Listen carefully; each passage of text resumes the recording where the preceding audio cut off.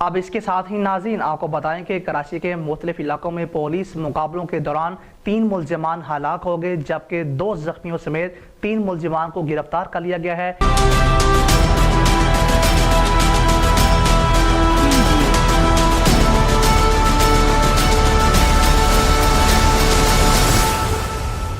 कराची के इलाके नपेर में मुबैना पुलिस मुकाबले में 3 मुलजिमान हलाक हो गए। रिपोर्ट्स के मुताबिक मुकाबले के दौरान डाकुओं की फायरिंग की जद में आकर जख्मी होने वाला शहरी भी अस्पताल में दम तोड़ गया। दूसरी जानिब शाह लतीफ टाउन में रात के पुलिस मुकाबले में एक मुलजिम काशिफ को जख्मी हालत में गिरफ्तार कर लिया गया है, जबकि इसका दूसरा साथी अंधेरे का फायदा उठाते हुए फरार हो गया।